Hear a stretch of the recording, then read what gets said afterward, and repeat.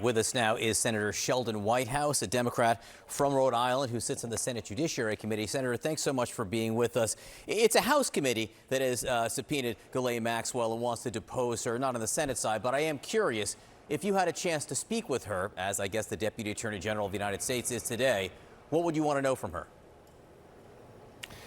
Well, let me mention first just how very bizarre it is that the Deputy Attorney General of the United States is going out to do a witness interview. It really raises the question whether he's doing that in the role as Deputy Attorney General of the United States, or if he's stepping back into his role as Trump criminal defendant and having kind of a Tom Hagen moment with this particular witness. One really obvious question for Ghislaine Maxwell: the Wall Street Journal reporting about the birthday book for Jeffrey Epstein, to which Trump contributed a letter. The Wall Street Journal report on that is that Ghislaine Maxwell put that book together. If she put that book together, she knows about that Trump letter. She may have stories about how she obtained the Trump letter. Perhaps she went over to meet with him to get the Trump letter. Perhaps they joked about stuff as he filled in his name where the pubic hair of the drawn woman would be. All of that is a very immediate question for her, given the Wall Street Journal reporting. There's obviously tons more that she knows, but that's something that's very, very immediate. And if they're not asking about that while the president is denying that this letter even exists, then it clearly is more of a cover-up effort than an investigation effort. And as you mentioned, the president, of course, does deny that he wrote that letter and is suing the Wall Street Journal over their reporting on that. The Senate Judiciary Committee... She'll probably be a witness in that case. The Senate Judiciary Committee, of which you are a member, Punchbowl is reporting that there are discussions on the Democratic side to try to have a vote at some point, maybe even today, on going after some of the Jeffrey Epstein files. Have you been able to convince any Republicans in that committee to vote for that?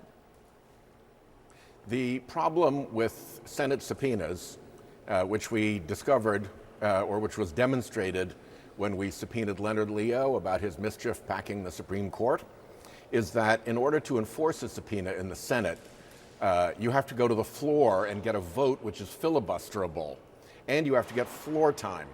And it's not the least bit clear that the Republican majority in the Senate would give us floor time and that we'd get 60 votes to break through a filibuster.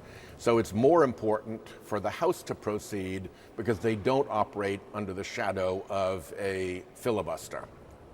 Again, in the files in general, at this point, I mean, it's no surprise that Jeffrey Epstein and Donald Trump knew each other. We knew that they knew each other. It's not incriminating by any means necessarily that Donald Trump's name is in the files. So what would be gained from seeing them at this point?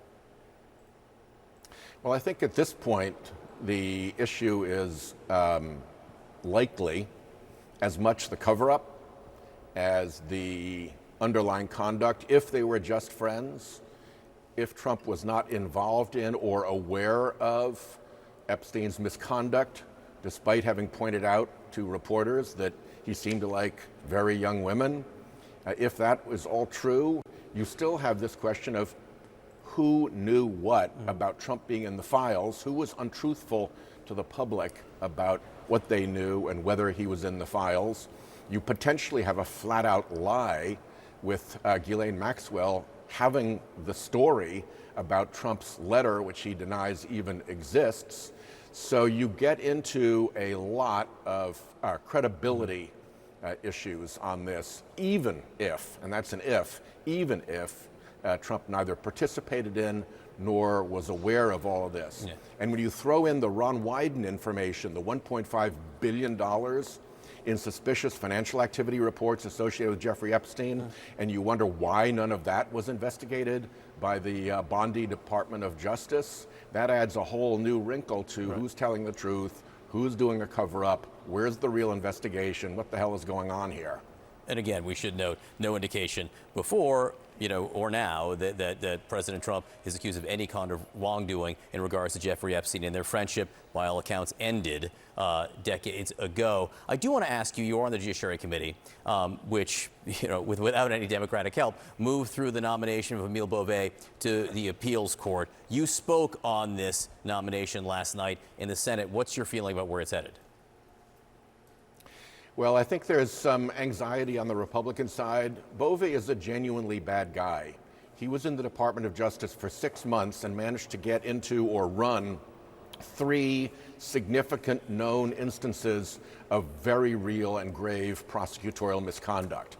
That must be some kind of a Department of Justice record for all time.